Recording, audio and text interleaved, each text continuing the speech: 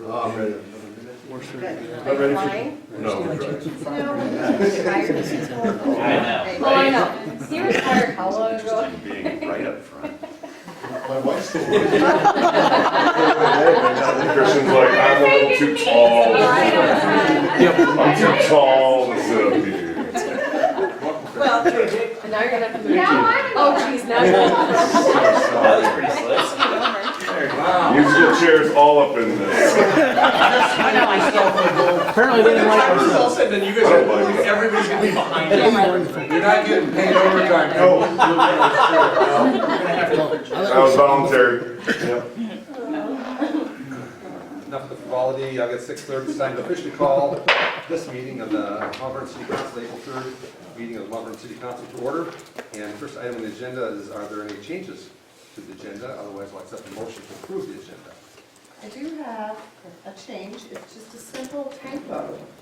In the mayoral proclamation, page 2H1, I believe it should read, and our commitment to building an environment. So I don't know if it's the typo actually just on this, or if it is actually in the proclamation itself. Yeah, it's probably my typo. Okay. The only other, this is going to show me the entire time this project is done, but it's actually pay application number 3, because we didn't have a pay application number 1. So it started with 2. Yes. This is our second, but it should be labeled 3. That's number 11, Yes. J11. With those two updates, I would move approval of the agenda. I'll second that. Move to second to approve the agenda with 2 exceptions. All in favor of that motion, please say aye. Aye. Opposed? Motion carries.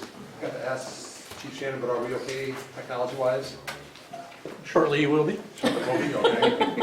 For those viewers at home. For communication section of the meeting now, and for open communication, if you wish to address the city council on subjects pertaining to today's meeting agenda, please wait until that item comes up on the agenda. But if you wish to address council on items not on the agenda, now is the time to approach the microphone, identify yourself and your address. 2 seconds, if anybody wants to address the council on any public communication items.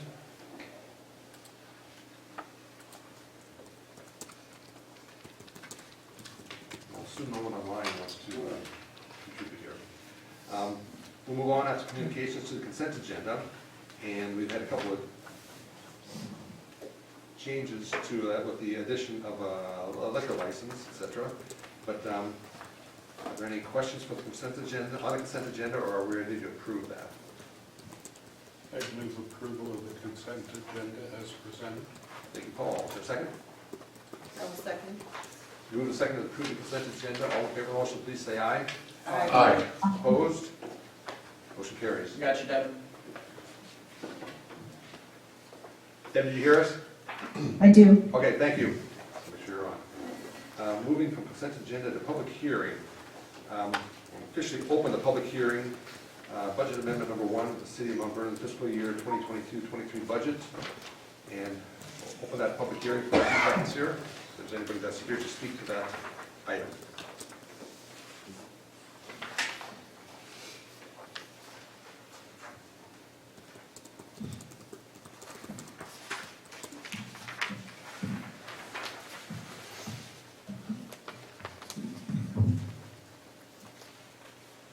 Hearing no comments from the public about that particular hearing item, I think I will accept a motion to close the public hearing then. So moved. Thank you, Craig and Scott. Catch all that, Marcia? Motion on the floor is to close the public hearing. All in favor of that motion, please say aye. Aye. Opposed? Motion carries. And now we proceed to G1. Resolution for approval. Chris, do you have anything to add to this? No, we had a number of capital projects that obviously didn't get started this fiscal year, won't get started this fiscal year because of the bidding process. It's almost to the tune of about $1.3 million that we are amending back out. And we had some expenses that we weren't preparing for. The biggest being the changes in the salaries across the board, so those had effect. But overall, this is a kind of a net zero budget amendment. Questions of staff? Comments? Otherwise, Did you pass over F1? We're going back to We're F1. back- This is the public hearing Okay. for that particular Okay, resolution. we're good. Got it. I just would like to say, I know how hard keeping track of these budgets and all these different changes are over the course of the year. And this was an exceptionally challenging year among the last, as were the last two prior, so thank all the department heads and Chris and the staff for the job well done. To the point of, With that, I would move approval of the budget amendment as presented. Scott, is there a second? Second. I'll take Deb on that one. Okay. Thank you. Make you feel involved. Engaged. All right. Good.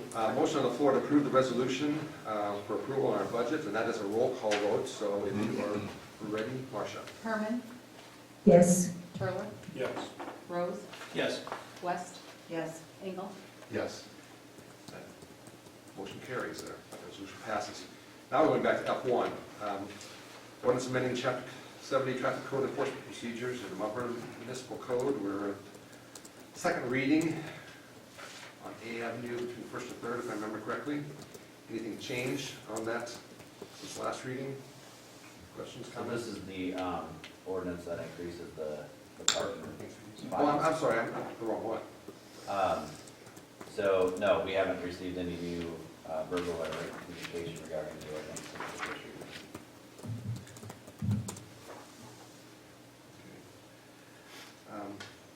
With that, since it's a second, did you, sorry, I didn't mean to change Sure, Okay. thanks. I will move to approve ordinance 3-20-2023A, amending chapter 70 traffic code enforcement procedures to the Mount Vernon Municipal Code. that. I will second. Stephanie Scott. Moved, seconded to move forward on that parking fees change to our code. That is a voice vote, so if we're ready to vote on that, all in favor of that motion, please say aye. No, Aye. it's an ordinance. Oh, Yep. I'm sorry, it is Marcia. I'm sorry. Turler, Aye. West, Yes. Engel, Yes. Herman, Yes. Rose. Yes. Ordinance passes then. Thank you for the clarification, Mayor Paul there. We're on to item H, mayor proclamation. G2. Oh, I'm sorry, we did this, okay, G2. This is one of the transfer. Anything you want to change in that? That was not part of the, No, there's just two transfers. One, franchise fees to cover the cost of the renovations here. The second is, we had to take the monies from the sale of the 2007 F-150, put it into road use tax, and then transfer it to road use tax depreciation. So I'm asking why we couldn't just put it in depreciation. On stuff like that, I would go back to Paul's comment earlier, thank you for keeping track of all this stuff. It's all Marsh and Brad. Well, and yeah, this is the sort of thing that then ends up in, It's a marathon Some to keep issue up with with- me and my thoughts and ideas, so. so. All right, with that said, I'll move to approve resolution 4-3-2023B to approving the fiscal year 2022-2023 transfers. thank you, Stephanie. Is there a second? I'll second. Gotta give it to Deb there. Moved and seconded to move forward with the resolution 4-3-2023B, and that is a roll call vote as well. Engel, Yes. Rose, Yes. Turler, Yes. West, Yes. Herman, Yes. Resolution passes. Item H, mayoral proclamation. I would mention that after the last meeting, I gave some thought to what I wanted to do with this, because there are a couple of different options, 4 different options actually on this, and I debated which way to go, but I thought that I wanted to, after a couple of days of thinking about this, I said, I need to step up on this. And I did 3 points here. I did email each of the individual council members not asking for permission, but just to tell them that this is what I'm going to do. So I would note that every one of them got back to me almost immediately with their affirmation, number one. So I appreciate that. So that's changed the last sentence, the first paragraph of the last sentence to include council in that proclamation. The second thing I want to mention here is that I did use elements of the Cornell Diversity, Equity, and Inclusion statement, and I did use concerns or thoughts that were in Greg Batenhorst's letter of about March 23rd to district school district members, and I did not get a chance to use any of the beginning language that CDG is using in the EEI statement, just because that's still in process. But I thought about it, so I want to make sure I considered all the resources that were already started in this process. A third thing I want to mention is that this does not exclude us from doing a deeper diving into a more encompassing statement, if you will. I don't want this to limit council if we want to go further, because I know we talked about getting input from an outside source to do more in this area, more action plans and so on. So this does not preclude that by any stretch. And I think the final thing I want to mention is that people can micromanage or my wordsmithing or whatever here, and I need to give credit to a lot of people besides, including Lee, for this statement, but give credit to a lot of people for having the information that I put together in this proclamation. But you can micromanage phrase or state, words individually, but I think the important thing is to look at the macro level, what the intent and the tone of what we're trying to do here. So I stand for what's here. So, what's the proclamation? And these are read into the minutes here, so please bear with me here. Proclamation, whereas equality, inclusion, respect, and safety for all persons is a core value of the city of Mount Vernon, and whereas we know that communities succeed and achieve their best potential when all persons are welcomed, and whereas verbal and physical acts that threaten, intimidate, or harm are not consistent with our core values, are not part of our culture, and do not reflect who we are, and whereas we are committed to the human rights provisions of our city codes and policies and the constitutions of the United States of America and the state of Iowa that protect civil liberties and provide equal protection under the law, and whereas we strongly condemn any rhetoric, regardless of viewpoint, that involves threatening or intimidating language and all actions that involve the threat or fact of physical harm to others, and whereas we strongly denounce hate groups to include white supremacists, neo-Nazis, anti-Semites, and fascists that proliferate this hateful dialogue, and whereas we celebrate our community's diversity and welcome all residents who live here, regardless of their national origin, ancestry, race, color, religion, creed, sex, marital status, age, mental or physical disability, political affiliation, gender identity, family status, sexual orientation, or financial and socioeconomic status.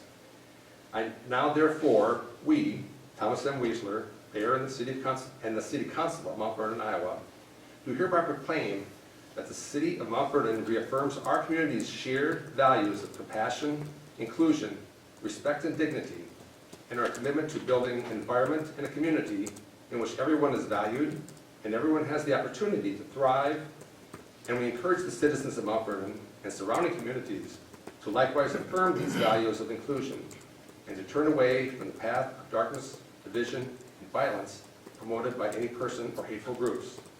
That is dated this 3rd day of April 2023 with my signature.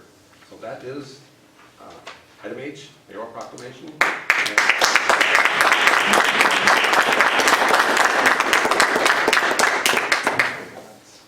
The right thing needed to be done. It's out there. I have no old business, and moving on to motions for approval. First item is a claims list that was updated this afternoon, if I remember correctly. Yes. Are we ready to move forward on that? I'll move approval of the claims list as presented. I will second. Moved and seconded to approve the claims list as presented. Ready to vote on that? All in favor of the motion, please say aye. Aye. Opposed? carries. On to J2, discussion consideration of Historic Preservation Commission correspondence with Shane Amundson regarding 724 5th Street Northwest, council action as needed. Where do we want to start with that? Shane is here, I think. Stand up. Just name and address. 724 5th Avenue, Northwest, not 5th Street. Thank you, Shane. I don't have notes. This is going to be off the cuff, and I'm scared myself. I will start the same way I started the last time I was here. This is my voice. I'm not threatening anyone. Furthermore, I was supposed to be here at the last meeting. Things came up. I have a newborn at home, a little chaotic in my house. So I applied for the certificate of appropriateness, which has to be the worst worded form I've ever heard of, to replace very inefficient, old, non-latching windows in my house. It was not even denied, it was tabled. Because if it's denied, then I can come to the city council and talk to you about it. It was tabled to further delay the process. It was tabled after Meredith Hoffman came to that same meeting with the general contractor, with other people, explaining the financial efficiency of vinyl windows versus wood.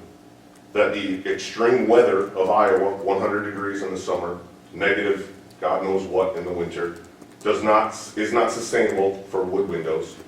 Vinyl windows, okay, maybe they're similar to vinyl, but again, far more expensive. It's not financially logical to be pretentious and get Pella wood windows so that you can tell people you have Pella wood windows. I don't personally care. But I was denied or tabled after these points were laid out in front of that board, to which the board, other than the president, and I will leave names out, they voted in favor of Meredith Hoffman replacing her windows at her commercial building here on Main Street, because financially it makes 0 sense to do wood windows. The president abstained, knowing she was outvoted, but would not vote against it, knowing she had lost. That sounds like someone who wants to be a dictator. When mine came up, the exact same arguments, replacing wood windows, trying to be financially responsible, trying to get energy efficiency, safety. I have someday soon a 2-year-old who's going to be stupid, who thinks it's cool to crawl out on the roof, the porch roof. That's literally where his windows go to. Okay, I'm just trying to put energy efficient, safe windows in my house so my son doesn't do something stupid. Mine, the exact same argument that Meredith Hoffman had 3 minutes earlier, was tabled. There's no reason for that, other than me. Okay, it is very much an issue. We all know in this room that I tried to sell my lot and it got blocked and it cost me a lot of money. And that still stands. And I still got screwed on that deal. And now you're telling me I can't replace my windows because you want to decide what kind of windows they are and how much money I'm going to spend. Again, this board, nobody else is going to pay for this. I am.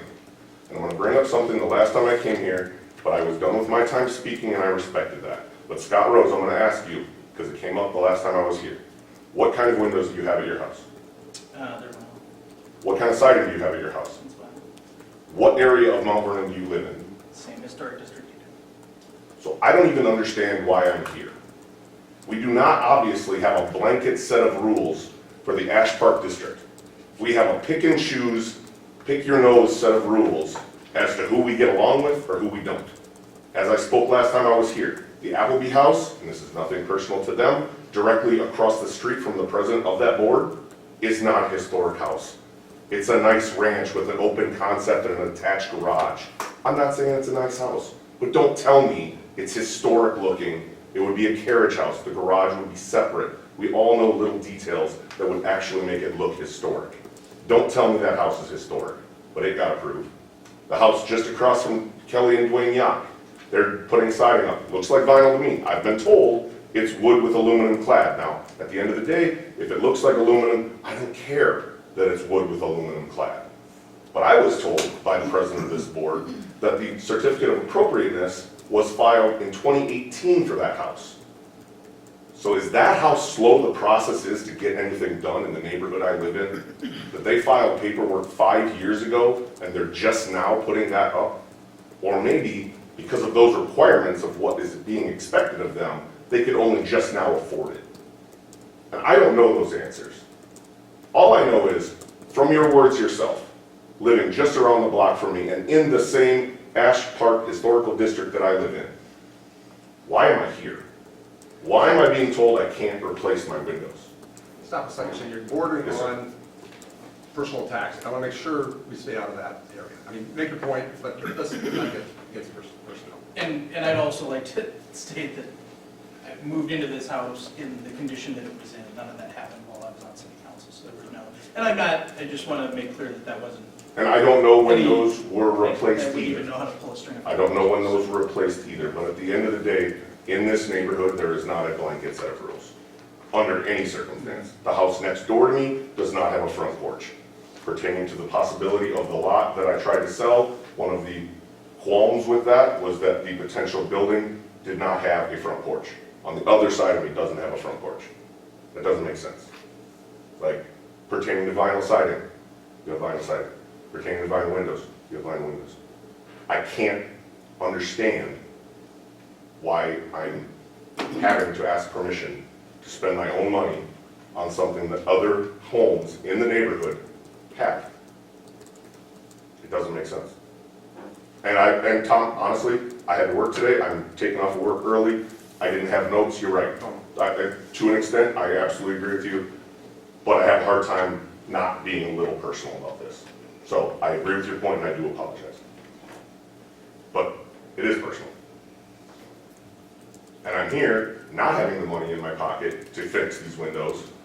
But the truth is, I have no idea how long this process is going to take before I get a rubber stamp, because the county has already told me that unless this is approved through the Historic Preservation Commission, I will not be approved for a building permit, which I can just do anyway, but then of course I can't sell my house without having a lien on it, or however else we want to play this game. And I don't want to play that game. So this is the second city council meeting I'm at. The first one was about my lot being denied, which is still the case. And now I'm here wondering why I can't spend my own money to upgrade my windows. The other thing about these houses in Northwest Quadrant, there's plenty of them that are rentals already. There's only going to be more. Okay? Most of the bigger families in this town want to live over in Stonebrook, closer to the school buildings. We can all agree on that. If you don't upkeep these homes, they're going to go to the termites. You have to be able to upkeep your home and not have to jump through 47 hoops in order to do it. When I bought my home, we spent $20,000 immediately getting all new refinished flooring, and we upgraded the bathroom, blew out walls, made it a nice bathroom, etc. We're trying to upkeep our home. These old homes need to be upkept, not spend every other weekend at a city council meeting asking permission to upkeep them. I'm just thinking there's way too many loopholes for me trying to take care of my home with my money. And I will stop. Thank you, Shane. Thanks. This item is listed as council action as needed. So I think if I can, I provided the information that I can provide to you. I don't have staff typically that attends Historic Preservation Commission meetings. You can tell by the minutes that what Shane has said is true. Meredith did receive permission to use vinyl in her uptown building, the same meeting that Shane was not denied. They just didn't make a motion because he wasn't present. I've since spoken to two of the commission members and said there's nothing in the code that requires an applicant to be present.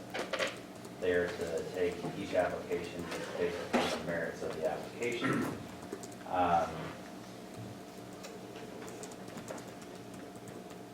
This is a city council and mayor established commission that has to be there by state law in order to have these.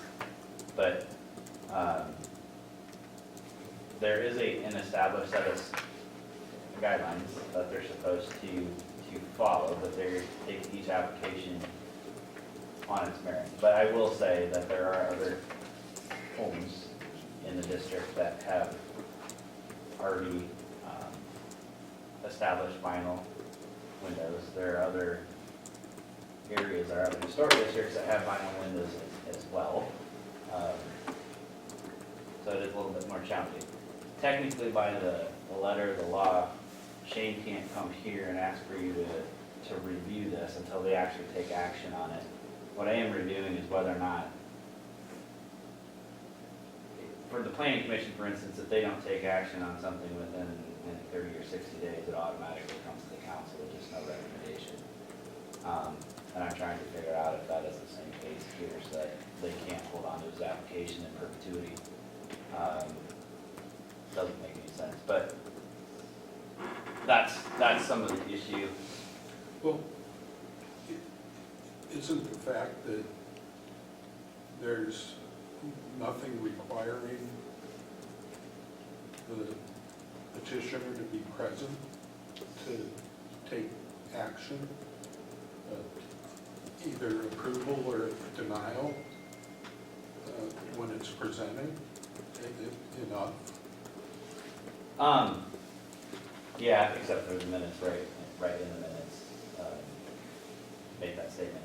What we can do is, based upon this, I can basically formulate a letter and say, force the historic preservation to make a recommendation one way or the other at their next meeting, and then allow Shane to come here depending on what is decided. I'm assuming that if they decide to allow him to have the vinyl windows, that he wouldn't necessarily have to appeal anything here. But the trick of it is they hold their meetings on Saturday. Not everybody can get off on Saturday. There's a reason that we don't require. So when is their next meeting? This meeting is, I don't have the exact date, but it's April I 15th. can't hear. Can you step up? I can't hear what's being said. That would be Can they come to the correct. mic? April 15th. April 15th is the next meeting. Thank you. It seems like it is extraordinarily long event that has occurred here, and we are being disrespectful not only to the applicant, but also to the committee. In my head, we have a couple of things mixed around in this chain of events that's happened. It's lack of clarity of what's required to go before the commission and their action depending on the presence of the person making the request. That's kind of number one. I don't think that's the council to solve. But number two, the timeline has been hugely impacted by, events that occurred in people's lives, right? So if there is my recommendation would be, if there is a way to remand this back to the Preservation Committee and to have them timely act on the request, not wait till their next meeting, but timely act on it in a representative way, that would be my recommendation. This just seems like it's huge, elongated activity here. Can I speak to both of these If you issues? could address your name and address, please. Yeah, my name is Suzette Astley. I live at 703 Fifth Avenue Northwest, a location that was originally talked about. So, first of all, our application has always said, as long as I've been on the commission, which is about 8 years, has always said that the applicants are required to be at the meeting. I recently realized that the ordinance doesn't actually say that. And so one of the reasons the letter reflected the fact that he wasn't present, it is really essential for us to be timely, that the person be there to be able to answer questions. We almost always have questions about the application. So we just completed a new application. It does not say that people are required. So that's a mistake on my part. I was not aware that the application did not reflect the ordinance. The other issue in terms of timeliness is we got the permit information from the county in November. 3 months later, we got the certificate of appropriateness application. So that 3-month gap, we were waiting for that information to be submitted. when we got it, it didn't, you should have seen it in your council packet. It didn't have sufficient information for us to act, and that was really the primary, that still is the primary problem, is that it didn't provide any information about what the windows look like. It said they should be fuel efficient, they should lock, they should be safe, but that doesn't tell us anything that would be helpful to us about the windows. And so we just could not act, and our action was a deferral, and I'm still waiting to get what I think is an appropriate application for this. So I'd really encourage you to look at the application that we got and think about whether you as a city council could act with so little information. The only thing he told us was the windows are vinyl, they should lock, they should be fuel efficient, and that he plans to paint them, which vinyl windows generally cannot be painted. So I'm not sure what you would like for us to do. We're still, as I said, we are waiting. It's not being held up by us. And I'd like to refer to the 2018 issue that he mentioned. We did approve in 2018 some work on someone's house. We approved it 2 weeks after we got it. So there's not been a delay. The work is just now getting done because the homeowner didn't do work. Yeah, I mean, we act within 2 weeks of getting an application. And if the person is there, we can act at that meeting. Or maybe we might have more questions to resolve. It may take no more than a month. We almost never take more than a month. And usually it takes a month if there's information missing that we want the homeowner to get or that we have to look up for ourselves. So, Sue, I think my feeling is that we need to modernize the process, though. That, you know, to the point that was made earlier, I think just because of schedules right now, family situations, kids events, etc., it is hard for people sometimes to be present at a meeting, especially on a Saturday. But, and I know you talked about communication, is it acceptable for email communication to go back and forth when you guys Absolutely. have questions? And they can answer via email or send you additional information? Sure, they can So do that that. is acceptable. They can do that. And let me say, we also schedule our meetings around their availability. So if they can't come to a Saturday meeting, I find out when they can come, and we schedule the meeting around their availability. So we try to do that as best we can. But we have to have everything, for open records law, we have to have most of our business happen in public purview. So we cannot have my ability via the ordinance, I can ask questions and I can suggest information that they should put in, but I cannot have a lengthy You negotiation. can gather with info, them. but you Yeah, can't it's the have. same rules that we're under. So I try to be as responsive as I can. I know Leah tried to be as responsive as she could. I don't think 2 weeks or a month is a lengthy period. So Does that work that way with the Parks and Rec is also another commission? That's what I wondered. I feel No, and like- I think that's kind of the point that we're trying to make here is, two things. Number one, there needs to be a specific ask. So on the application itself, they're requesting, Shane requested 4 windows. And then this is a certificate of appropriateness. If there is additional information that's required of the commission, then that needs to be that can be in the application. What I've stated to the commission that they can't put in there is essentially opinion. So you can say, you can't make any statements that we don't normally look at this, or we don't normally do this. You have to just basically state, similar to planning commission and zoning board of adjustment, here are the requirements, this is what we're asking you to submit. And again, you can't require the applicant to be present. We do the same thing. We always encourage them, if there's questions, to be present, if they can. It doesn't always work that way. So my suggestion to HPC is that they standardize the questions that they want to ask so that an applicant knows when they come in, this is the questions that they're going to have to go through. It will, so in a normal situation, it takes a month to get through P&Z and City Council. That's 2 meetings. So, When I look at the questions on the form, they've been answered to the degree that they've been asked.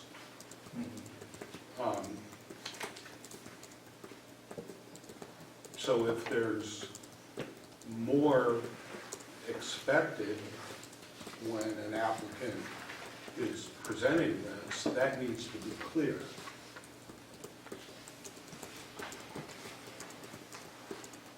We just passed a new form at our last meeting that's a lot more explicit.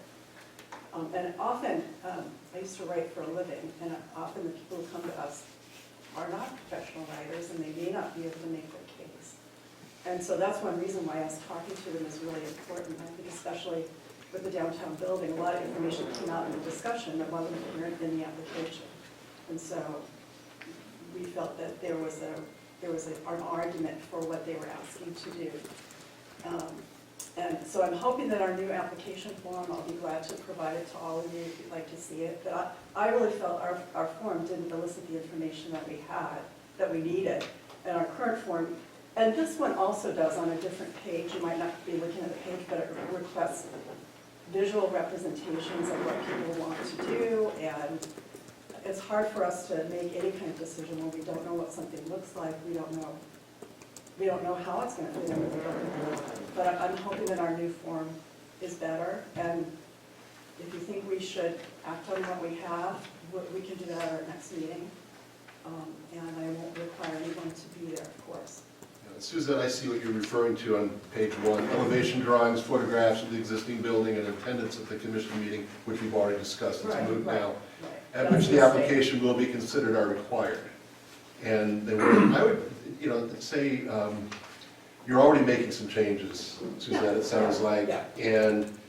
But maybe a conversation, an additional conversation with Shane, just to provide him with some feedback as to how he could improve the application Right. during the decision-making process.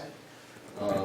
I thought that's what I did in the deferral letter. I listed several things that he needed to talk about in the deferral letter. And that was the purpose of it, to say, here's the information we really need. We've not gotten a new application. But if you think we should act on this one as it is, I can have it on the agenda for next meeting. We're probably going to have 2 other reviews on Wednesday, so we can do that. So So, another I'm sorry, go ahead. Go ahead, Deb. Go ahead, Deb.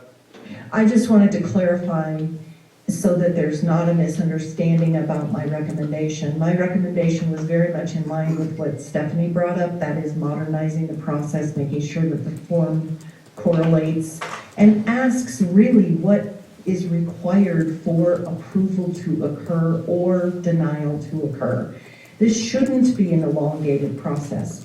And my reason for suggesting that we handle this as expeditiously as can occur was only made because the original application was done in November and we're still sitting here in April with this as an action item.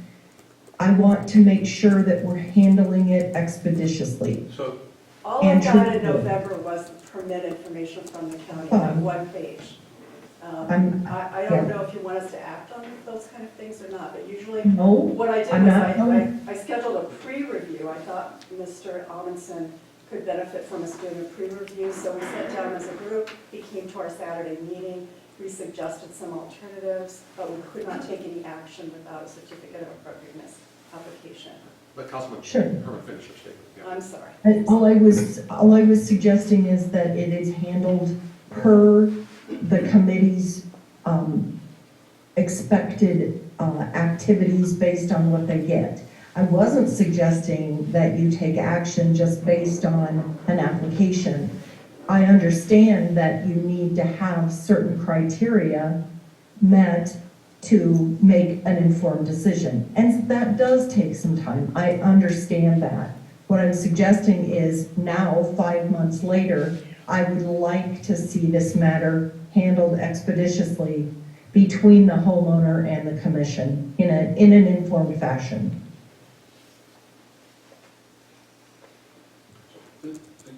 the only comment that I would like to make is, and I brought it up previously in some discussion, is that in my review of the materials that are provided based upon the, I believe it's the Department of Interior, it's a document from 1988. The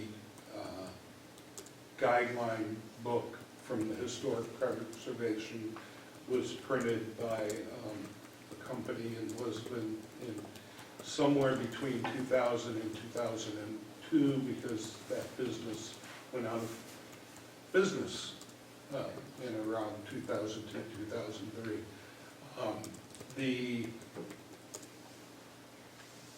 The technology of materials and style and feel, in my opinion, based upon some projects I've done in my home and in looking at the areas of the historic districts, I think that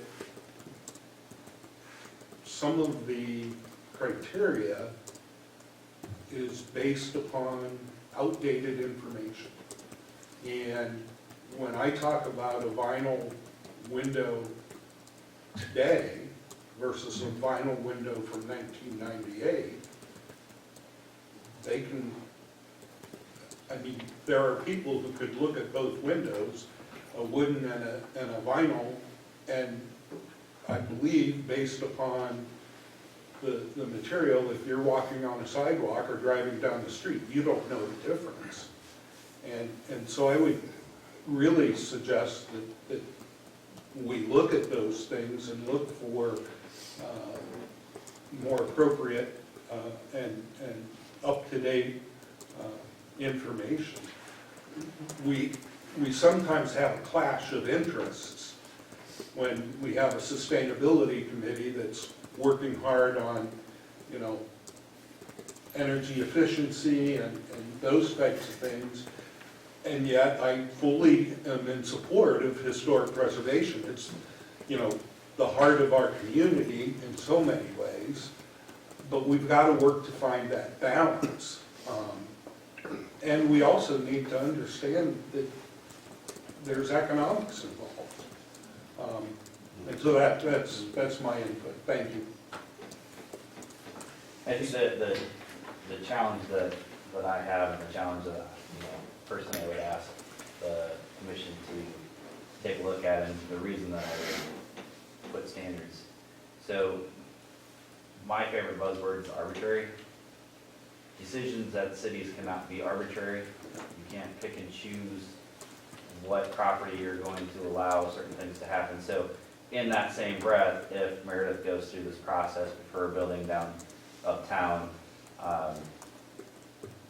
and Mr. Amundson says, I want to put the same windows, same style, same materials in my home, and it's denied,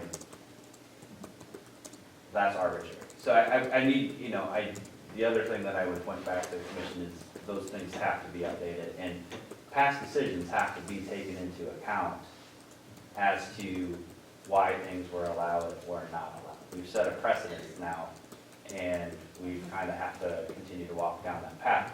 Otherwise, that's going to be my argument to anybody that happens to get denied in front of the council is, it's the same window.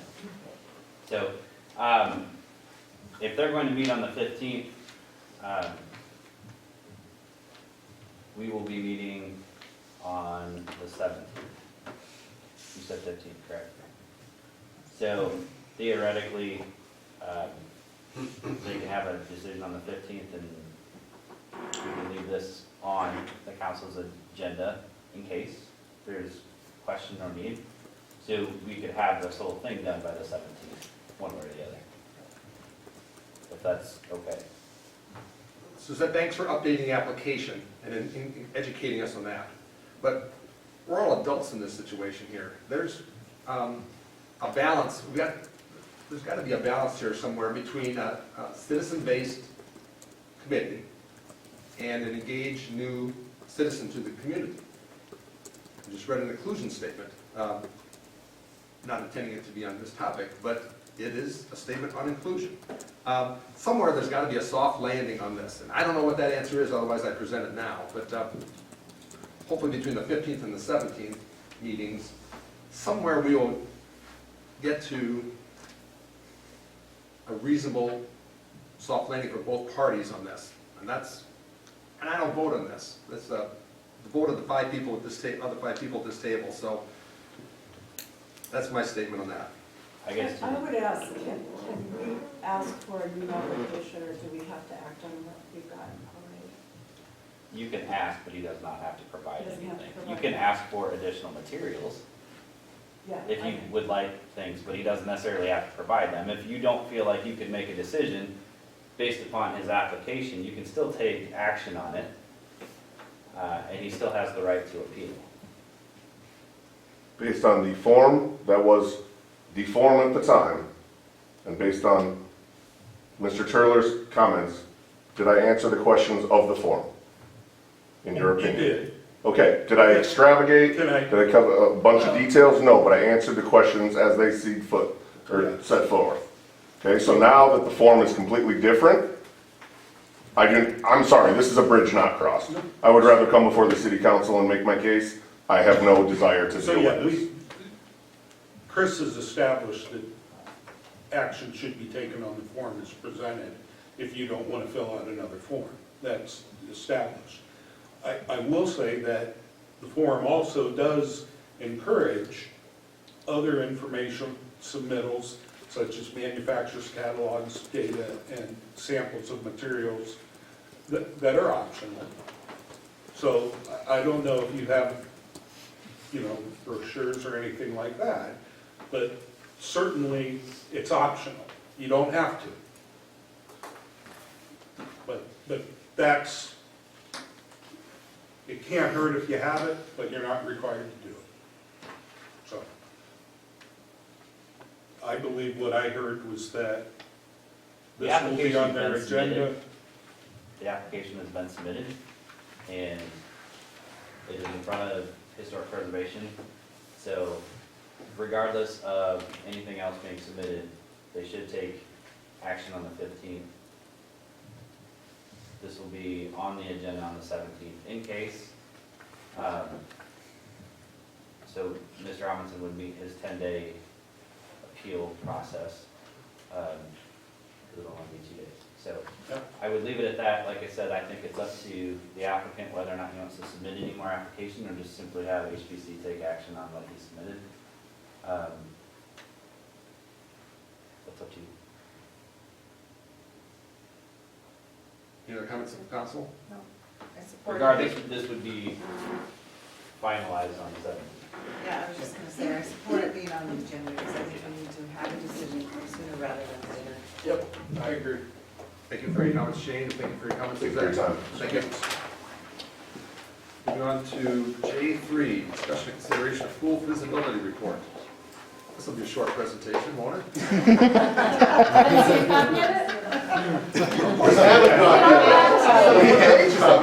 We can all laugh together. Before I really start my piece of this, I just want to make sure that those on Zoom, you can hear me okay. This is about the volume at which I'll be speaking. Does it sound okay? Okay. Sound good. Well, great. Well, let's go and get started. So we started joking that there's about 80 slides, and that's no joke. It's just under that. To give you the lay of the land, I'll tell you who I am, what we're doing here, and then I'll kind of tell you the ending point so you can understand the journey of the next hour or so. My name's Vernon-Lisbon. I'm with Water's Edge Aquatic Design. I've been working very closely with City Council, with community members, and certainly with city staff. And I do want to take this moment to very sincerely thank council, community members, and staff, because it's been a very enjoyable process. The purpose of tonight is to give you really a synopsis of what the last year, slightly over that, has really been about. Some of this information, some of you have seen before, but others you have not. So I'm going to take a step back, and we're going to talk about the entire process. If you look around the room, there's some boards kind of behind me here. Keep in mind that the building blocks I talk about is all to get to this fun stuff, okay? At the end, We're going to talk about these, and we're going to talk about what they mean. And ultimately, council, you kind of have really 5 different options to look at, explore, to think about, and ultimately for the city to decide what you want to do. So let's go ahead and get started. I'm not going to go through every single slide. If I did, we'd be here for 4 hours. I'm going to give you a synopsis of the slide at the end. If there's questions or we want to go back, we certainly can do that. Not a problem. I just want to try to honor about the hour or so. We're going to talk about background. I'm going to give you a summary. We'll talk about public engagement, location, what we found, and ultimately the options that we're working with right now. So what's the background? When we started this over a year ago, this was the primary goal, to develop a plan that's going to meet the needs of the community now and as you grow into the future, but really focusing on maximizing operational efficiency and financial sustainability. Those were big goals as we were going through the process. So what were some of the big questions? One, what's the need for aquatics? That's where really citizen engagement really comes from, right? So to what level is the community looking for service in aquatics in Mount Vernon? Big question number 2, outdoor and indoor. There's different options there. It was a big question. 3 was location. We'll talk about that. And then the final major question is, what are the operating costs for these options moving forward in the future? I'll give you a quick update on the swimming pool. If anyone's been there or you've just lived here for any period of time, you will know this facility is aged. There are sections of it that are over 60 years old. A big round of applause to city staff for maintaining that. Typically at around 20 to 30, we start to get the phone calls. So the fact that there's still some portion of this that's functional, I got to credit staff for maintaining that. Most of you understand the character of this facility. It started off as some lap lanes and a little bit of, well, no. It started off as just a square pool, right, with some lap space and some shallow water. Then in the 90s, there was a little bit of work done to the filter room, piping, etc. Waiting pool left. That was in the 90s, and then late 90s is when it was reconfigured. That's where I'm trying to go with that. So it's a dated facility. That's really the main point. So existing conditions, the location in Davis Park, very well accepted. It is an established recreational park. We did hear some good feedback about that location. We'll talk about it here in a little bit. There are some, which you know, there's some site constraints there with the train to the north and that parcel really being more like a triangle. It's landlocked, so we'll talk about that. The deck itself, if you've been around, you know that there's some settling, some cracking, some heaving going on in the deck, right? You all know that. Kind of tied with that is ongoing pipe leaks. I think in 2021, that was the year that a major pipe leak closed the facility down for a period of time. The pool basin, it's an overall moderate condition with failure in parts. So the image that you're seeing up here, the pool wall is failing underneath the gutter. And when we think about water loss and we think about pool piping really not maintaining its integrity, the concern when the top part of that wall starts to fail is that water can leach behind it, erode the subgrade, and now we're having piping problems. So there is some failure within the pool basin. Features, again, most of you have been there. There are minimal features, but there are some. The features that are there is some improvements that should be made to continue operation, and the buildings are in overall decent condition, good condition. So that's just a big run-through of current conditions. I want to talk about public engagement because public engagement was really cornerstone to this project. When we started this, over a year ago, the goal was we want to listen to the community. What's the community saying, right? And how can we incorporate those comments and that feedback into some viable options for you? So I want to cover 2 rounds of public engagement. We're going to cover the first round now. We're going to get all the way through all the fun imagery, and then I'm going to talk to you about the second round after that. But the first round, we had a public meeting in June. It happened at the pool. There's about 40, or just outside the pool, 45 to 50 participants there, and an online survey was available over the summer for just over a month. 447 responses. Both of those exceeded what we thought was going to happen, so that's great. We had good participation. So what I want to start off with is the foundation of Mount Vernon's aquatics, and that is swimming valuable to the community? The answer is yes, according to the community. 99% of community members or respondents said yes, aquatics is valuable. So as we move forward, I want us all to come back to this and understand that there is support. It's going to be how is it going to get delivered. So overall satisfaction with the Mount Vernon pool right now, 58% said good or very good, 36% said average. We know that attendance has come down a little bit. We know that there's a little bit of struggle for people to remain interested in the pool. And so we wanted to know what are reasons that would prevent you from coming. The number one reason is the facility lacks amenities, 35%. Other reasons you can see, respondents use other outdoor pools, respondents use other indoor pools, and then there was a category of other. When you dig into that category, the comments had to do with the operations of it, in that it's crowded or maybe the hours aren't as suitable for families to utilize the way they play. So 54% of respondents said they have utilized another facility in the last 5 years. This is going to a little bit of decrease of attendance. And it's also speaking to what Mount Vernon Pool has now and maybe where they're going. What are they looking for? It's the first little taste of understanding what the community is going to be expecting. So some of the facilities that came up over and over again in the online survey was Tipton. They have both an indoor and outdoor pool. North Liberty was coming up time and time again, but they have both an indoor and outdoor pool. Anamosa, outdoor pool, and the YMCA in general. The YMCA in Marion was coming up, but also a few of the YMCAs in Cedar Rapids as well. So when we ask the community what is important for the city to think about moving forward when developing an aquatic center, you can see here fun features and amenities. 86% says, hey city, let's pay attention to this. We want to see some modernized amenities within the aquatic center. Followed by the classes and programs offered, going through public engagement. It's not just swimming lessons. We're talking a more robust aqua fitness program. We're talking about lap swimming that does not compete with other activities going on in the swimming pool. Has to do with getting seniors in there in a non-program type of environment. So there can just be walking back and forth in the lap lanes, and the itty bitties can go be let out in a different area. So again, classes and programs is going to be important.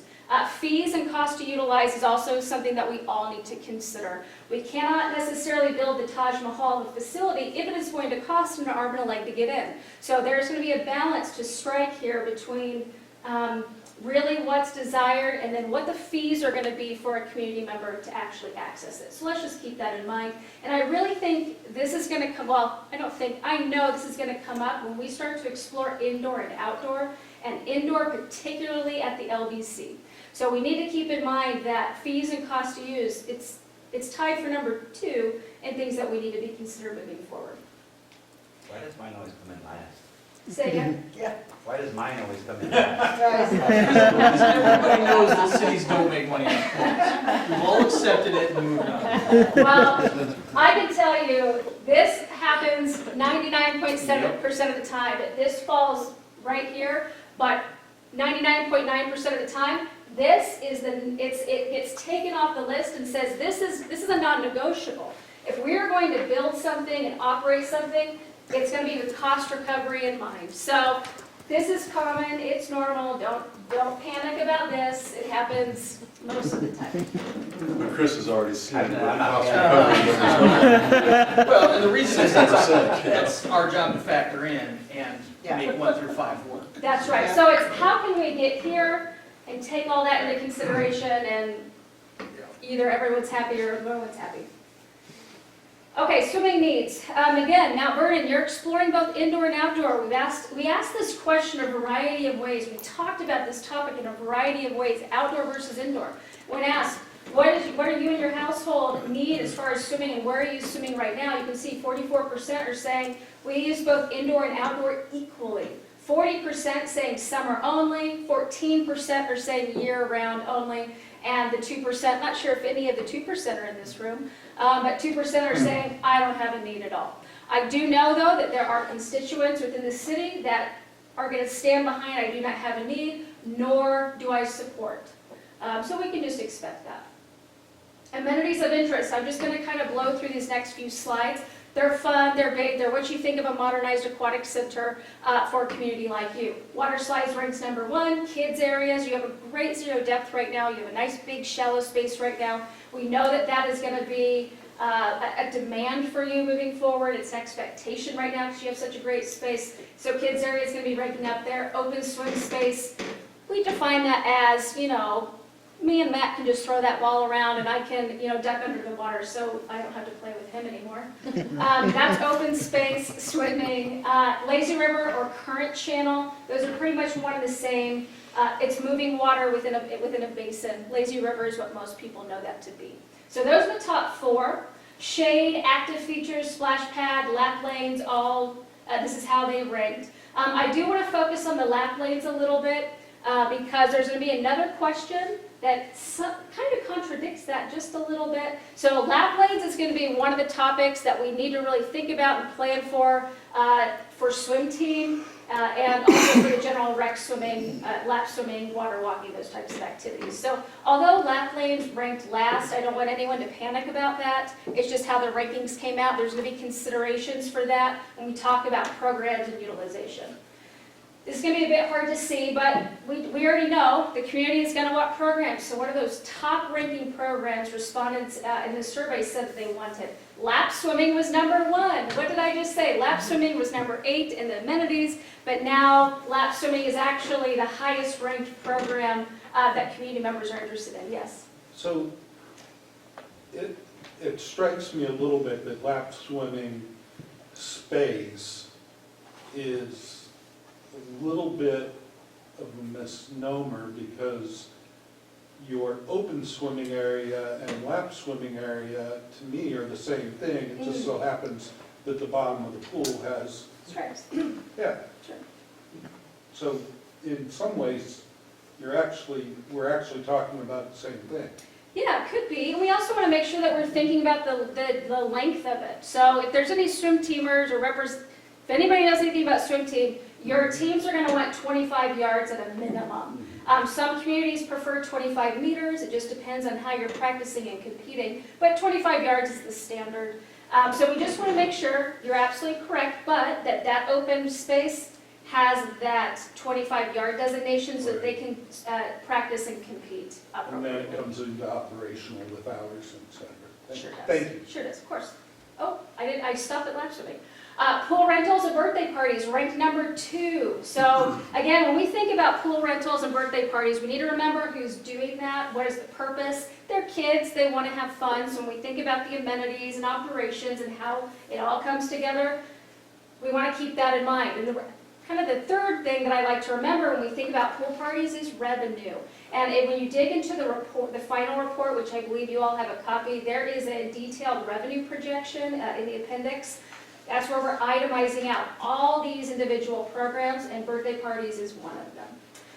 Dive team and diving programs. I'm not surprised this is higher ranking. I think before we even interviewed for this project, I think Matt told me, don't get rid of the diving boards. Don't get rid of it, you can't. So I'm not surprised to see dive team and diving programs on here. It's another way to expand your programming. If you don't have dive team now, maybe with the new facility you can start to get into that. Start with dive lessons, find a coach, maybe you can get a team going. But that is something of interest. We don't see diving ranked this high typically. So again, that's something unique to Mount Vernon. Special aquatic events is also up there. Think dog swims, think Hawaiian night, theme nights, things like that. Special events where it's not just general open swim, that there's something unique about it and it's a one-night event. That's what special events are. And then of course swimming lessons is up there as well. That's not to say the other programs aren't as important. They are. They just are ranking a little bit lower for those who responded. So water fitness, we already knew and could have expected that was going to be important. Toddler time and baby pool or baby swim time. Adult hours in programming. 43% saying, yeah, we want some adult time. Something to keep in mind when we think about operations and revenue generation. I'm always a big fan of thinking outside the box. So if that means swim team is having practice, at the same time, you can open it up for adults to sunbathe and cool off a little bit in the summertime, it's an option. And then senior aquatic programs as well is up there on the list. Just a question on Yes. I just find it interesting, senior aquatic programs were so low, but one might consider lap swimming and water fitness to be a senior aquatic program. 100%. Absolutely. Okay. Yep, and I think that's a good way to look at this too. We just happen to ask the question this way. Some communities, they do pull them apart, yours just might not have. And I can tell you from the several public meetings we had, I think you're right. Because when we think about the senior demographic in Mount Vernon, time and time again, it was lap swimming, water walking, aqua fitness. Those were the programs that were coming up for senior programming. That's not to say there's not more. Senior programs, it is going to be of interest though. Let's say Mount Vernon did develop an indoor pool, and it was at the LBC. Silver Sneakers, I don't know if you offer that program or not. That is an example of a senior, typically a senior affiliated program. So again, senior programs can include something like that too. So what are some other themes that came out of the first round of public engagement? Let's talk about the indoor pool first. I'm going to refer to it as the LBC. LBC was really the number one facility that was being talked about for indoor swimming with the general community. Through the surveys, through talking with citizens, there's a few key programs that were coming up over and over again when talking about the indoor pool. It wasn't family recreational swimming. Typically, it was going to be scheduled programs like lap swimming, swim team, aqua fitness, swimming lessons, of course, but it was very programmed based versus general recreation, general leisure, open swim type of utilization.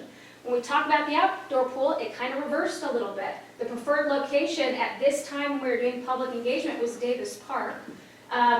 The communication and the conversations had to be more family swimming, the recreational open swimming, the fun stuff, with programming integrated within it. But it was fairly interesting that when people, both in written form and verbal form, were talking about these two, there started to become differences in what was really coming forward as being important with community members.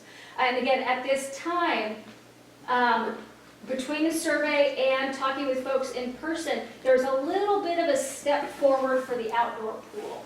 I'm not trying to say the indoor pool is not important. I'm just trying to tell you that the outdoor pool started to come to the forefront as far as priority.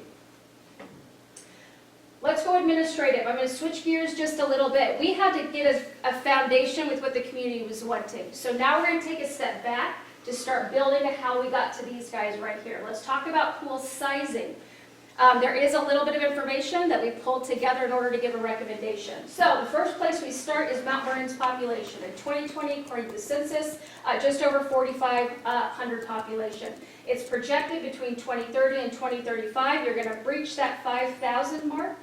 And that is the number we're going to start to hone in on, because you're not building a facility for today. You're potentially building a facility several years from now. How many years is to be determined, but several years from now. Bar's been set at 60, so. Let's do this. That's right. There you go. So again, we're building a pool for a few years from now and then 20 to 30 years in the future. So it's not about today, it's about what's happening down the line. So we're going to pick up that 5,000 mark as our starting point when we think about sizing. From there, we start to look at the radius around you, what's going on around Mount Vernon. When we think about financial sustainability, we do need to think about not just community members here, but what's going on around you. Because we know swimming pools, you tend to pull from outside the city. That helps you cost recovery-wise. And so we need to know that. We pull population at 2, 5, and 10 miles. 10 miles is, think of that as your service area. So when we think about pulling people into you, we're looking at that 10-mile mark, and we're looking at that 22,000 number right now. We did not do projections for population at this mile radius at this point, but just know that that is the area that we're working with, the 10 miles. So what does that mean? Let's take it one step further. We know that in public engagement, in the first survey, we learned that community members, a good chunk of them, were willing to drive up to 15 minutes to participate in a quality swimming activity. So what does that mean? Look at the green on that map. That is a 15-mile drive time from this location, and that lines up, give or take, with that 10-mile mark. So again, we cross-check this a little bit to ensure that the service area that we're really studying and planning for is appropriate. Citizens right now are telling us you're willing to drive. So again, that doesn't necessarily pertain to Mount Vernon residents. It pertains to potentially those coming from the outside. It just confirms 10 miles is what we're looking at. So Yeah. I just have one quick question about that. What I don't see is the overlap from other facilities that might pull away from the fringes. Yeah, absolutely. This slide right here, this is all the facilities within a 20-mile radius. Thank you. You're welcome. It's like she's done this before. I think it's a great question. You're onto something. Come present with me next time. Okay, so within that 10-mile radius, there's one. Outside of the Mount Vernon swimming pool now, there is one aquatic venue within the 10-mile radius, and it's Lisbon Splash Pad. The facilities that you're seeing here are within that 15 to 20-mile radius, outside of the service area. Do we know that people are coming down here to North Liberty and going to Tipton and going to Anamosa? Yes, but from what they're reporting, it's not because they want to, it's because they feel like they have to, right? They have more modernized facilities, and they're just willing to go that far. So I show you this, and Mount Vernon is circled in red to indicate to you that there is minimal competition within this area for a swimming pool, yes. I don't see the Solon splash pad. Is it done? Should I leave and fix it and come back? No. I don't know if you were aware of that. There is a splash pad in Solon now Okay, at the nature center, so that would be Gotcha. within the 10 miles. Okay. okay. Well, that's going to be something to know. A splash pad is something we need to talk about tonight. There's a little bit of split feedback on that. When we think about budgeting and phasing, that's something we're going to come back to. The other thing that's important to note about the Solon splash pad is it is right on the bike trail. Where does the bike trail The connect? bike trail comes into the Solon Park Nature. They've got everything there. Okay.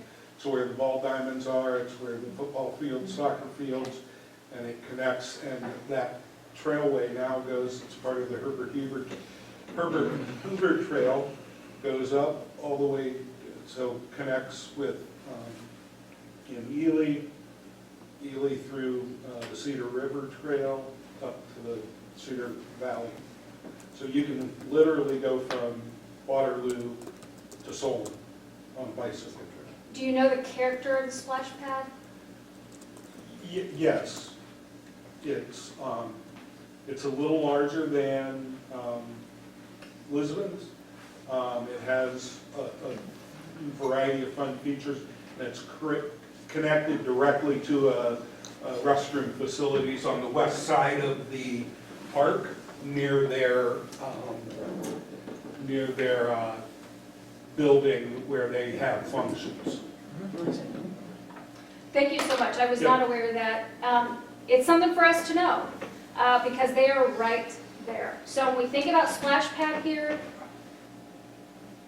we'll just keep it in mind. Matt just showed me, thank you so much. When we think, if you were to develop a splash pad as a part of your outdoor pool or anywhere, we would not want to duplicate that. It would need to be, if this is where they are, we want you to have something else in order to keep it exciting. Otherwise, the capital costs may not outweigh utilization. Thank you so much for that. Just that if you have another zero entry, the new proposal, that is a splash pad. Yep. So since we have one, it's just part of, it adjoins the pool. Service-wise. We're going to get there. Okay, Yeah, they service the same audience. correct. Yeah. I knew I just like working with you guys.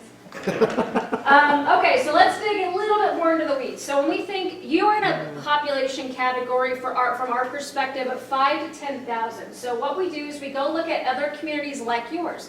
How much water are they offering on average? And when we pull that on average, a community would offer 1.58 square foot of water. That's not deck, it's not building, it's not parking, it's just water. 1.58 square feet per capita. But the range there is 0.76 to 2.4, all right? You don't need to remember that, but it's one little tool that we use to start to get the sizing. To give you perspective, what you have right now is about 1.83 square foot per capita, so you're in line. And at the back of my head, I'm thinking about some of the complaints that we got over, through public engagement. I'm thinking about staff feedback. I'm thinking about programming, possible goals and needs. And I say, okay, so you have about 8,300 square feet right now. You're in range, but we know that there's something else back there saying maybe it's not quite a fit. So we know that there is some capacity to grow the size a little bit and still be comfortable for you.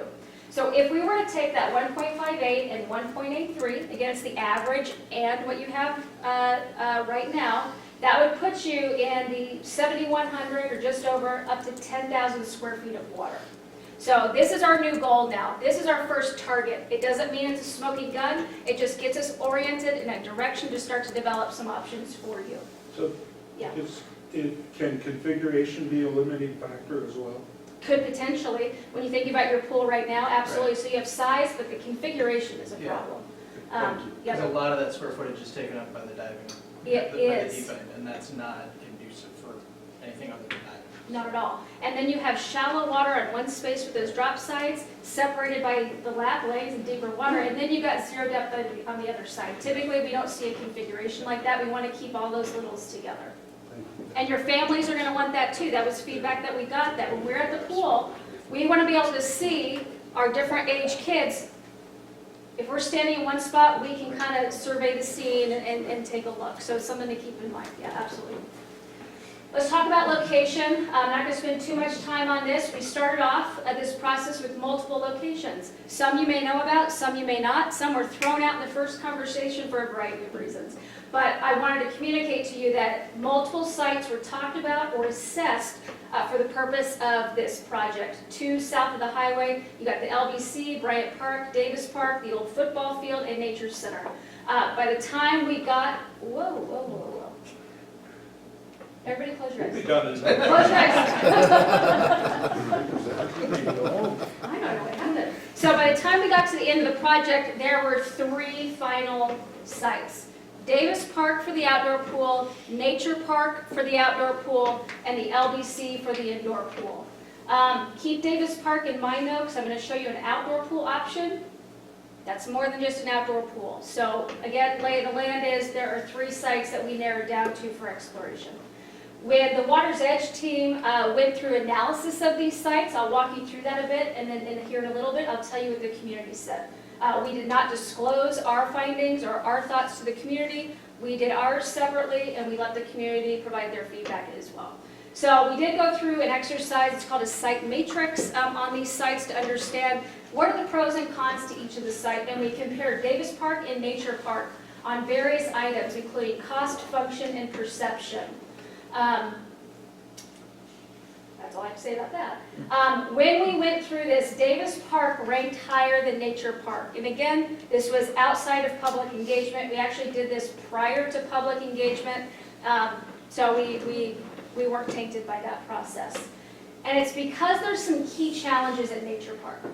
It's not that it's not a good location, it's a beautiful park. Initially, when we drove by, we were thinking, oh man, this is something to consider over here. But as we dug and dug and dug, I'll tell you about some of the challenges. It's not to say it's not doable, these are elements that cause this ranking to go down. 1, the topographic profile, it's going to require additional site work during construction. That may be acceptable to you, but on our side, if it's going to cost more money, we're going to rank that a particular way. If it's not if it's not something the city is just adamantly for. So topographic profile, utility extensions to that site, that is going to add some cost. Any cost that adds on to the project means you get fewer amenities, fewer features, and a smaller pool when we have to work on site development. So utility extensions, street extensions and or modification is expected at that site. Again, that's going to be a substantial cost. As we progress, the last little bullet point, this was after public engagement. Public perception and intent for Nature Park is that it is a nature park. It's a passive park. And that's what the community did end up saying. I'll tell you more about that here in just a moment. So let's get to the fun stuff. That's all the back history. Again, you can read the 100-page report and learn more about how we got here, but that's a synopsis of how we got to these pool options. We're going to talk about the outdoor pool first. We'll flip, talk about the indoor, and then we'll talk about public engagement round 2.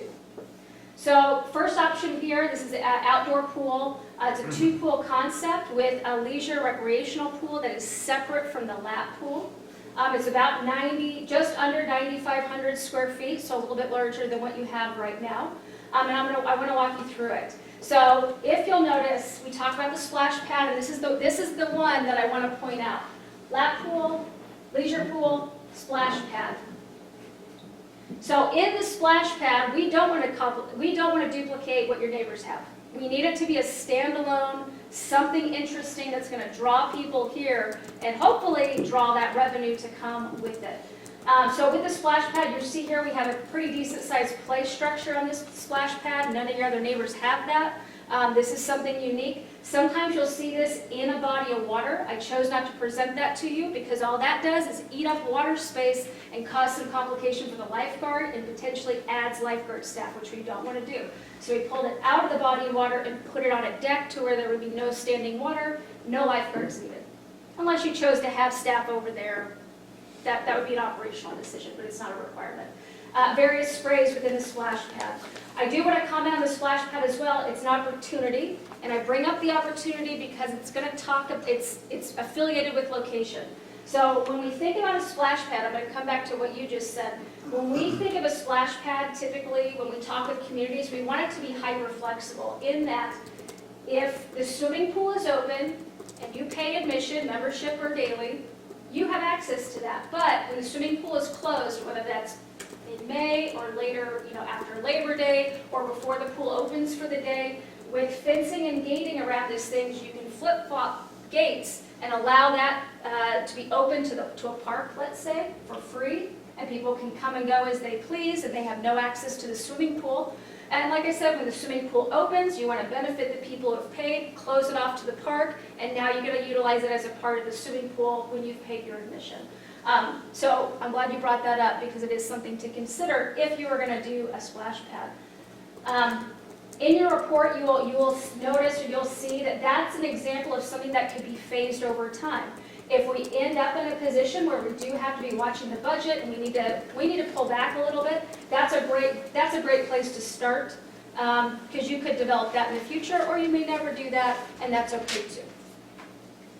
Do you, going back to something you mentioned about revenue and birthdays, I mean, based on that configuration, it looks to me like you could easily shut that. Do kids that age, is that a revenue opportunity right there, to just rent out the splash pad? And Yes. do kids that age, or parents of kids that age? 100%.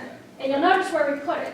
So Right, that's what I was thinking, because there's that little pinch point, you could easily close it off. Absolutely. Now, what we may have to do, and that's a great idea, but this is what schematic design during design is all about.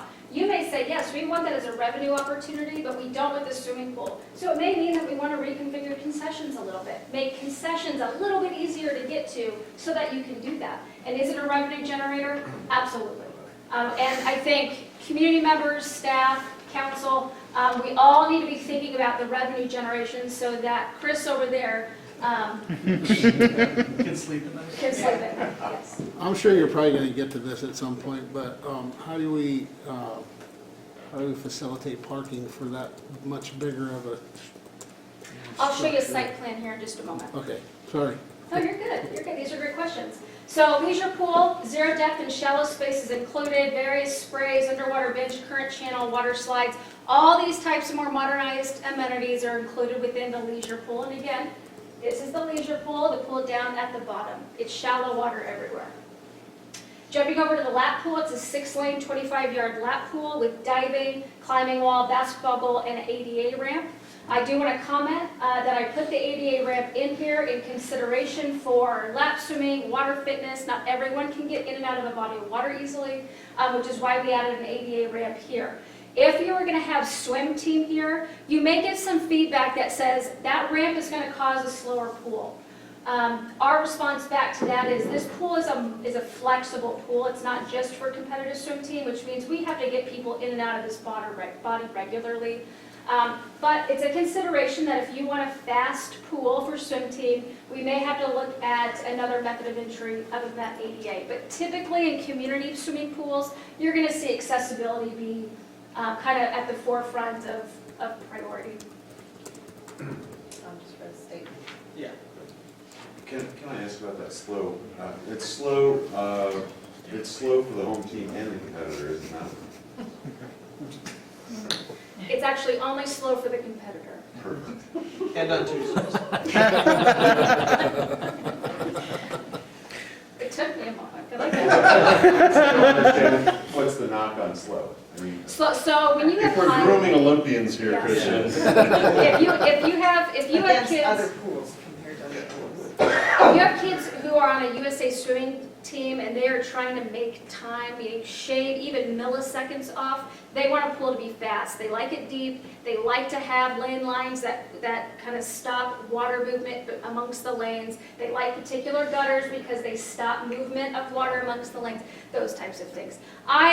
I'm just, in full disclosure, I don't think Mount Vernon's a candidate for thinking about that. I want to be, no, that's coming from public engagement. I mean, a different community, and it's just a different scenario.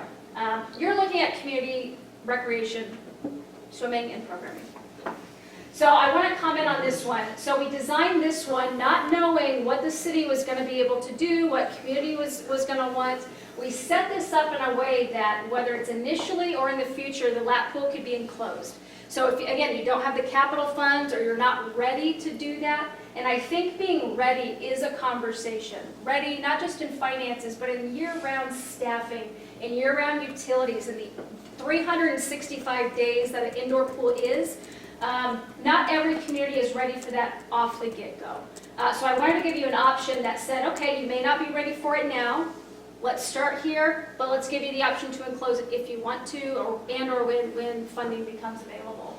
So the image on the right here, this is not your concept, it's a different concept, but it gives you an example of how we can enclose that thing. The structure here that you see is actually the structure that we priced for you, so you can kind of get the aesthetic of it. It is not a brick and mortar like what you would see at one of the YMCA's close to you. It's a pre-manufactured building, but we did that to keep that cost a little bit lower and still give you an option that could potentially be feasible now or in the future. So this is an option under this concept, is that outdoor pool, enclose the lap pool now or in the future. Someone talked about parking? Yes. No, not parking, but if I may make a note real quick, one of the nicest features about the two bodies of water is every summer we go through several fecal incidents, and with this design, we could possibly keep one of those bodies of water open while the other one is being treated. So along those same lines, Matt, one of the challenges with, I think 2 seasons ago, we had that breakage, the glass. last year. Okay, was that last, okay. Same idea, like we could, if we had to deal with one, we could leave the other open or vice versa. Okay. And the reason why is because they're on different filtration systems. Okay. Yeah. And the other benefit, to tack on to what Matt said, is you could have your swim meet in that pool and you're not having to shut this thing down. So you could still have multiple programs going on at one time.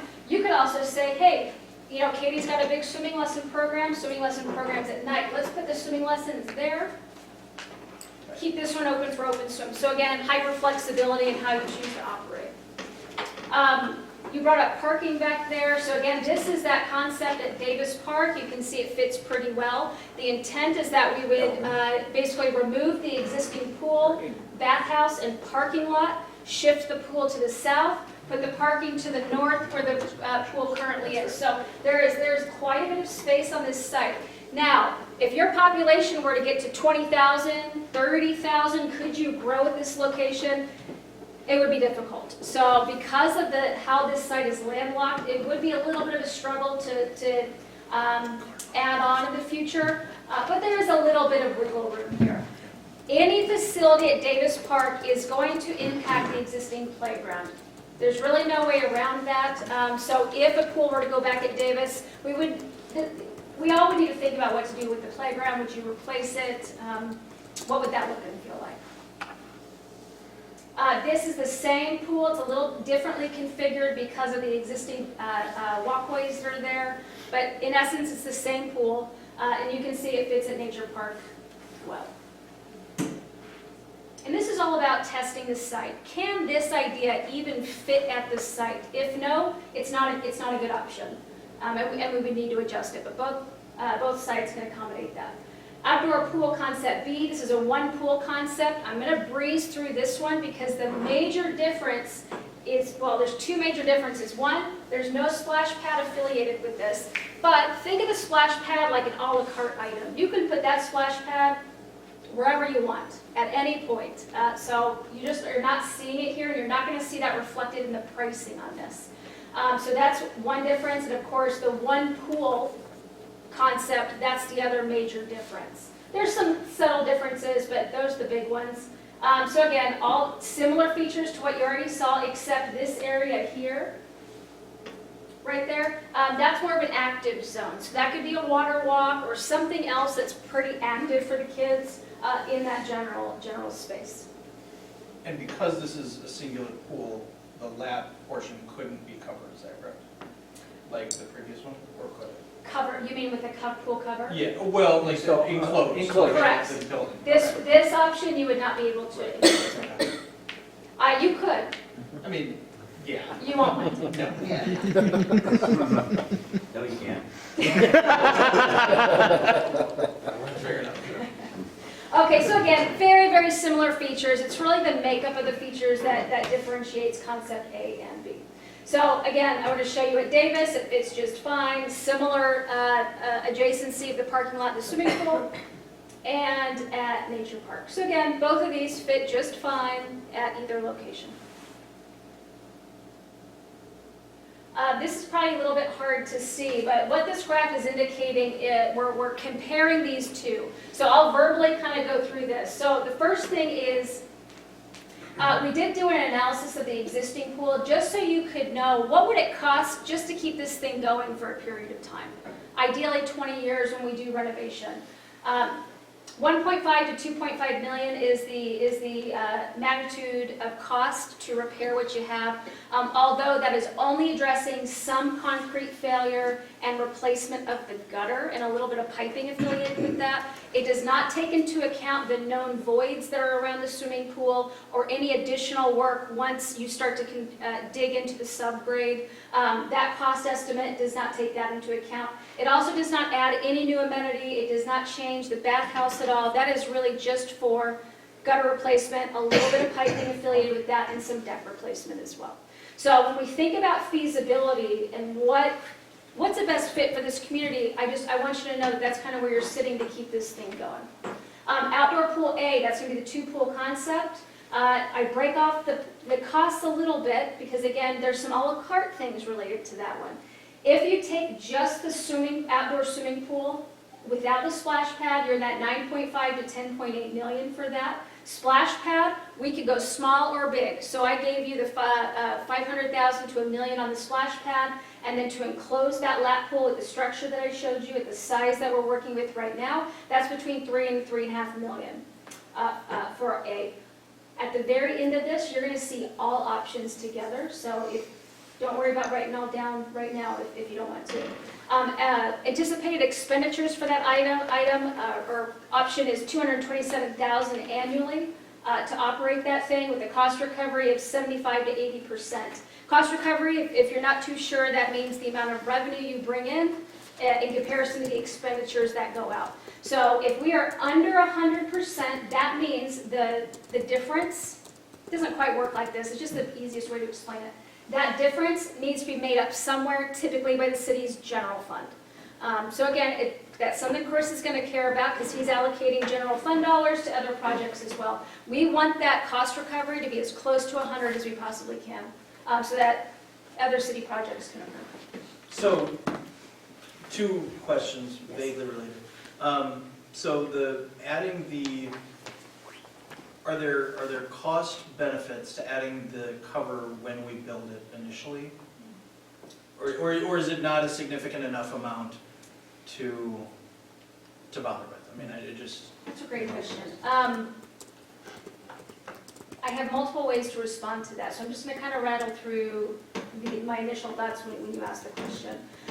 It's gonna be cheaper to build it sooner rather than later, right? Construction costs Yeah, go it's up never gonna get 2 to cheaper. 4% annually, so that is something, sure, you'll save a little bit of money in that way.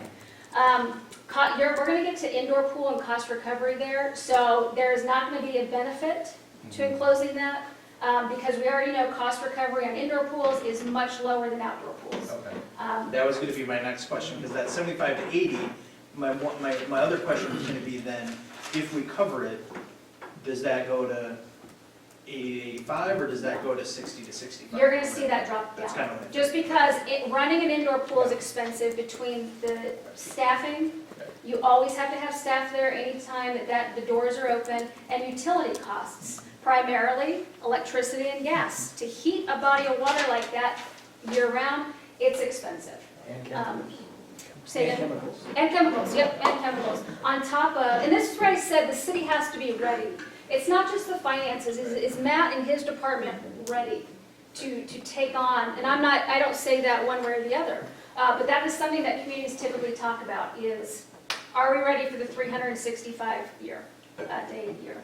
And not to get way too far over our skis without having representatives of Mount Vernon Community School District and Cornell College in the room, but there are potential other funding sources that we might want to rent out that space if we had it covered. Potentially. Because they would love to start swimming in there. From what I know. But some people may say, no, this is for our citizens, it's not for Cornell College. Anyway, that's another discussion. Yeah, absolutely. If you can get rental fees, different conversation as We of might this hit moment. 80%. Oh, yeah, if we can get those in, we need to run the calculation on it. You're still not gonna be 80% even with them, because typically, swim teams are typically willing to pay enough to cover the lifeguard staff, but not necessarily the amount it takes to construct it, to operate it with utilities, that type of thing. So there is going to be a balance there, and absolutely, if a partner steps forward and says, yes, we want our swim team in here, we're having a different conversation. At this moment in time, we did not see that step forward, so we have to assume it doesn't exist right now. But if it does, Agreed. let's talk again. Absolutely. Agreed. We talked about lifeguards, but let's talk about one more time regarding the swimming pool. So you have 6 to 7 lifeguards at any given time right now. With outdoor pool A and B, that jumps to 11 to 14 at any given time. So you are seeing a staffing increase by almost double of what you have right now. But let's talk about outdoor pool B. It is just under 9,000 square feet, so it is slightly smaller than A. 9 to 10.2 million is the capital cost range on that. Expenditures are a little bit lower as well because it has less water at 216,000, but the cost recovery is the same. The character behind these two is very, very similar, and cost recovery and utilization is going to shake out between the two. Let's go to indoor. There's a lot of different feedback about indoor as we went through this. It changed, it morphed. You have 3 options to consider regarding indoor.